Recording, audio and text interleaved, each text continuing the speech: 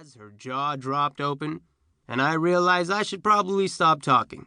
The bell signaling the end of the lunch period went off.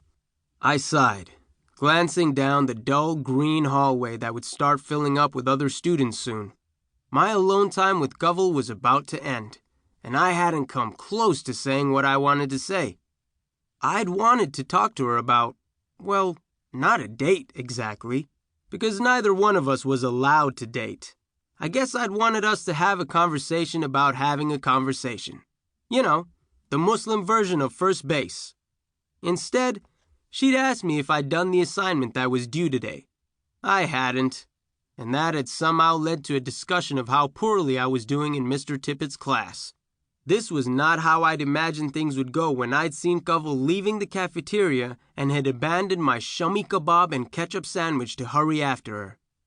"Nice," she said, her tone cold and sour with irritation. "Sorry, I didn't mean for it to sound like that. You know that I'm an idiot, right?" Thankfully, Kaval chuckled a bit at that. "Everyone knows, Danyal." That was a little harsh, but also undisputable. Anyway, it didn't matter.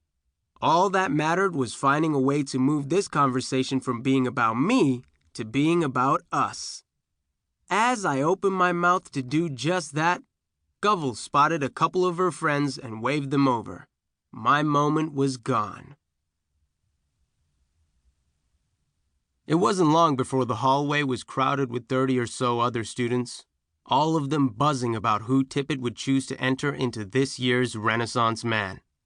It was the kind of thing that was typical of a bougie private school like Alighieri Prep, a contest where teachers picked their best students to present a paper to an auditorium full of proud parents and bored friends.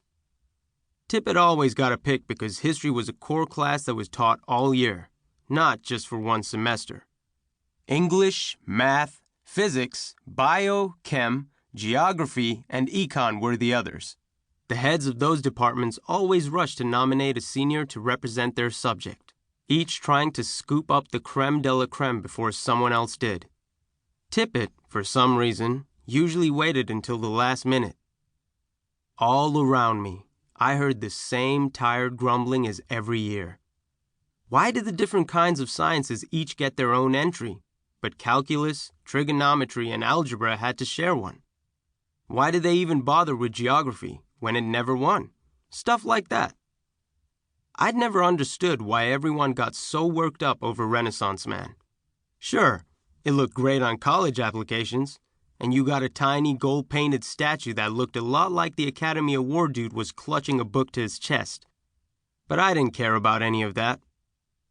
Of course, there was also a $5,000 cash prize and a free pass on the final exam of the subject you presented your paper on. Both of those things I could use. Students like me, however, didn't get picked for Renaissance Man. It was only for the best and the brightest.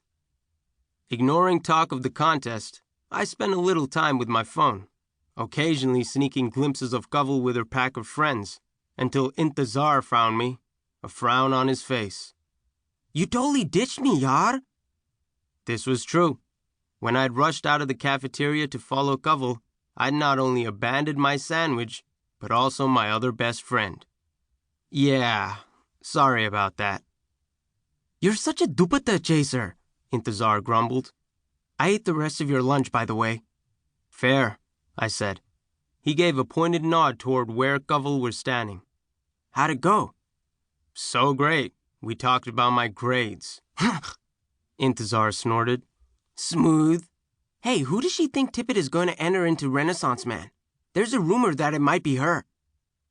Kaval hadn't mentioned that. Maybe she just didn't want to get her own hopes up. Renaissance Man would definitely appeal to her.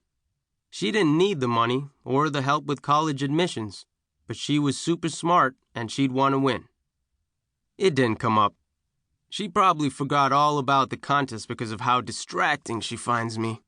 "Right," Zar said, making no effort to hide how unlikely he thought that was. Then, to change the subject more than anything else, I demanded to know when he'd get up the nerve to ask Natari Smith out. Zar was between girlfriends, and he was always a little depressed when that happened. It didn't help.